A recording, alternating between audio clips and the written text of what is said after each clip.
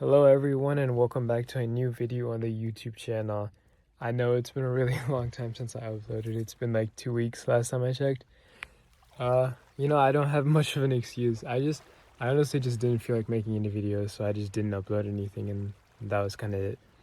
But I'm back, ready to make some more YouTube videos for anyone that's been waiting or anything like that. I'm gonna try to do more of a consistent upload schedule. Fingers crossed. That's what I'm gonna try. No guarantees obviously, but I'll try my best to do a consistent YouTube channel upload. But anyways, that's enough of that. Let's just get straight into the video. In this video, I'm going to be playing some Minecraft and I'm going to be reading some more AmItheAsshole stories. So without further ado, here's the first one. Am I the asshole for telling my daughter-in-law to stop crying after she got called fat? My daughter-in-law is a very sensitive soul, to put it lightly. She will end up in tears at basically any pushback or any slightly rude remark. It can be extremely frustrating because anything brought up will end up with her in tears and you'll look like a huge asshole. One example was that she has a habit of not taking her shoes off before going into people's homes. About a year ago, she was tracking mud into my home and I told her to take off her shoes. She started crying because my tone was too much. I didn't yell or anything. My daughter was there and agreed that I wasn't mean when I said to take off her shoes. It was a whole thing and my son gave me a huge lecture about how I can't say things like that. I told her to take off her shoes. She isn't much of a quiet crier either. It's loud and everyone notices the moment it happens. Then everyone needs to comfort her and you are the dick for making her cry. There's more examples of this and the whole family has had to deal with it. The issue was this weekend we got together for my other daughter-in-law's daughter's birthday party. The birthday was going well and there are a lot of young kids. One of these kids that was there, who's almost 5, can be a bit rude, but his parents are working on it. He doesn't have much of a filter. During the event, when she was helping pass out the food, he called her fat. The parents grabbed him and she started crying. It was getting loud, so I pulled her off to the side and told her to stop crying. I didn't want her to cause a scene at a 7-year-old's birthday party. It was a little kid's remark and I told her not to come out of the room unless she is composed. She ended up going to her car and never came back to the party. My son and I got into an argument. My point is that she's a grown adult and she's crying over a 4-year-old saying something mean. He's telling me to apologize, but at this point, I am not. Honestly, I really don't think that the mom here is the asshole, because I can get being sensitive, but the few examples that this mother gave, I think the daughter's being a little too sensitive, or I don't know. I know it's not something you can control I know being sensitive isn't something you can control, but I think it's like crying because someone told you to take your shoes off because you were tracking in mud, just because you thought their tone was a little harsh or anything. I mean, she said she wasn't even yelling or anything, so that's kind of what I'm going off of. But crying just because of that, I think is a little too much in my head. And then not only that, like little kids just say whatever they want, it's like a little kid. You can't really stop them from saying much. You teach them what's right and wrong, but they kind of learn through experience, and little kids don't have filter. I mean, I definitely didn't have a filter when I was a little kid. So crying just because a little kid called you something that's honestly something I can't really see. Like, that's kind of crazy to me, because everyone knows little kids don't have filters, and honestly, I think most grown adults don't really take what little kids say seriously. Like, I, for one, if a little kid called me fat or if a little kid called me ugly or something like that, or anything like that, I don't think I would take offense to it, because that's kind of how little kids are. Like, I don't think you should take little kids seriously in that sense, like, for stuff like that. So I honestly think that's a little too much too. I think taking her into the room and asking her to compose herself and not cry and make a scene at a 7-year-old's birthday party is definitely the right thing to do. Because, I mean, for one, she's crying, and if she makes it like a whole thing, then everyone at the birthday party will have like an issue and everything. Like, it'll turn into a whole thing that I don't think anyone wants to deal with. So I think it was valid to do that too. Honestly, yeah, I don't think the mother was asshole at all. And I think it's really interesting that the son Well, actually, I don't. Never mind. I shouldn't say that because the son is probably like I get why he's defending her because that's like his wife or his relationship partner or whatever. So that kind of makes sense. But I definitely don't think the mom is the asshole in this situation. I think she was in the right to say what she said and do what she did. I don't think she should get any punishment for that.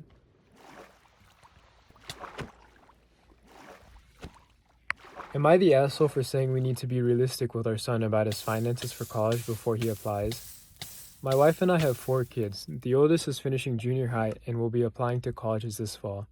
He's a great kid and a fantastic student. He's currently ranked number 3 in his class, but thinks he can take 2 before graduation. He's maxed out on AP courses, perfect GPA, great test scores. Tons of volunteer hours at the animal shelter and president of an animal science club he created at his school. Key role in honor society, does the spring musical, runs track, and does marching band. All in all, a great applicant.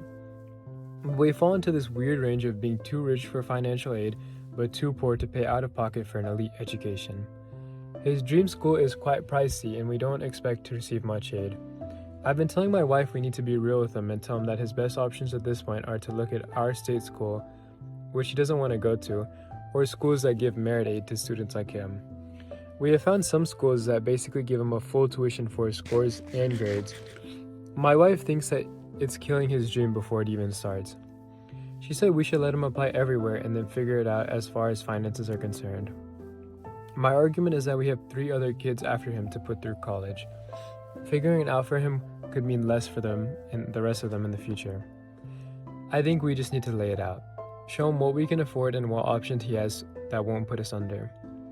My wife thinks he works hard and that we shouldn't crush his dream just because where there is a will, there's a way to make things work. So what do you guys think? Am I being too harsh? No, he will need further education after this. He wants to either get a PhD or be a vet, so either way, more schooling after undergrad, which is even more reason to not go all out. Edit important note. His dream school does not offer merit scholarships or athletic scholarships. They only offer need-based aid, which he will not qualify to. Since this keeps coming up, yes, we do make over $200K, which we did not until recently. My wife was a stay-at-home mom for 6 years, and I had an unexpected promotion at my job after my boss retired, and I threw in my name in the hat for that position. That increased my salary over $40K. My wife's salary has also increased $10K in the past 5 to 10 years. We have to put aside money for college, but we have 4 kids in a very high cost of living area. We do not have enough for all 4 kids to spend $90 to $100K per year at their dream schools. Honestly, I think it's good for them to be realistic with their son about their finances. Like, they should upright tell their son, like, oh, we have this much money, we're trying to plan for, your other siblings to go to college too, so we have like this much money set aside for this. But I don't think they should tell him not to go to his dream school. I think because college is kind of a big thing for a lot of people, and it could, like, it's a big experience for like a lot of people, and not going to your dream school can be really sad, whether you don't get in or if you don't have the money for it, and it's something you'd regret probably for the rest of your life, depending on how your life goes. So I think they should tell him up front, like, what the money they have, like what they have set aside and how much tuition's gonna cost and everything like that. But I also think they should show him like every option. I don't think they should just show him like options they can afford. They should also maybe consider loans, because if they're making this much money, they definitely have enough credit built up to get loans of a pretty decent size, I'm assuming. So I think they should tell him their situation. They should tell him that they have this much money. Like, if they don't want loans, they can go this route, but they should also consider loans and anything like that, and they should show him the other route with the loans and show him and be realistic. Like, tell him about student debt, tell him how much it's going to cost, like how much student debt goes up, and let him choose based on that. Because then at that point, it's up to him. He can weigh the pros and cons, like if he wants to live with student debt and pay it off over his life, because he doesn't want to do extra school too, so they can talk to him about that. So I think the dad has the right idea. Both of the parents should talk to him realistically about finances, because you're going to have to at one point, and it's better he learns now rather than later. But I think they should just start with telling him everything, what they can do and what they can't do, and what like financial aid they can get, which is I guess loans. They should just be upfront, tell them what they can get, what they can't do, and let him decide based on that. I think that's the right thing to do, because then he can choose. He can choose if loans or whatever is worth it, or if anything like that. Like whatever is worth it to him, he can choose based on that. So I think overall that's probably the best option for him, for the parents and him to do. Am I the asshole for being on guard about my boyfriend's mom? So I just bought a house with my boyfriend of 4 years. He's 25 and I'm 28. I recently graduated with my bachelor's and I landed a great career. And with that, we are finally able to save enough money to buy a home. We close in a little over a month. Now his mom is already making plans to stay with us, even though she lives in the same city and is talking about a staycation. She took off the 4th of July weekend to spend it with my boyfriend at our house. She doesn't drive at night and her car barely gets her to work, so this basically means she would be staying overnight. On top of that, she told my boyfriend she has to bring her dog. For context, it's a large golden retriever, and I'm highly allergic to dogs and cats to the point where I get hives and my throat can start to close. I told my boyfriend the dog cannot be in our home. He responded by asking if I could just take an allergy pill for a couple days. That really irritated me because it's not that simple and he knows how bad my reactions can get. He has seen it firsthand. Aside from that, we will only be living in our home for about a month, and she is already planning to stay. Some more context. She lives with her boyfriend and every couple of months she calls my boyfriend crying, saying she's going to leave him but has nowhere to go. She works part-time and cannot really afford to leave. I'm worried that one day she'll actually try to move in with us. The only reason this hasn't happened yet is because we're currently living at my parents' house. I don't dislike her, she's sweet, but I do feel like she causes my boyfriend a lot of stress and I'm protective of him. He's always giving her money, and whenever we see her, she is usually 30 minutes to an hour late. It almost feels like a pattern. I told my boyfriend I want at least a year of living in our home before anyone stays over. If his mom does leave her boyfriend, she could stay for up to 3 months, but that's it. He agreed, but I'm skeptical that when the time comes, my boundaries will actually be respected. So, am I the asshole for being on guard about his mom? I don't think she's the asshole, like, at all. Because, honestly, his mom sounds like pretty bad news. The fact that, well, for one, she's like, I mean, I guess it's not a bad thing to ask your son for money and stuff like that. But it's the fact that, like, it's a constant loop. Like, every few months, she's like, oh, I don't want to stay with my boyfriend. I'm leaving him or whatever. And then the poster's boyfriend helps his mom out, and then they just go back to normal, and then it's like a cycle, I guess. And sometimes, yes, and that she's also late. I mean, that doesn't matter in the context of the story, but honestly, that would just annoy me so much, that she's like 30 minutes to an hour late every time she comes. And I get the thing of like, yeah, I think she's not the asshole. I think she should be cautious, because to me, from everything that's happened, it feels like the boyfriend's not going to respect her boundaries, and he's probably going to let his mom stay at their house and probably longer than 3 months, if like I had to guess. So I don't think that the boyfriend's the asshole. Or sorry, well, I don't know why I said that. I don't think the girlfriend's the asshole, because honestly, if I was in that situation, I'd be pretty cautious of the mom too. The mom's kind of acting weird. And yeah, I would just be careful with the mom, and I try to establish boundaries with the mom and the boyfriend just to make sure like it's met. But yeah, I feel kind of bad for her, especially with I forgot about this, like the dog thing. The fact that her boyfriend just told her to take a pill, like an allergy medication because of the dogs, like if and she's deathly allergic. Like if that was me, I'd be so pissed off. And like if that was my girlfriend, I would not ask you to just take a pill or anything like that. I would be like, oh, yeah, no dogs in the house. Like, put the dog somewhere else while you're staying at our house. I would not let that go. That honestly kind of, that was like a red flag right there. I don't know why he would just tell her, oh, just take a pill or something like that. That's kind of mean, and that's just disrespectful.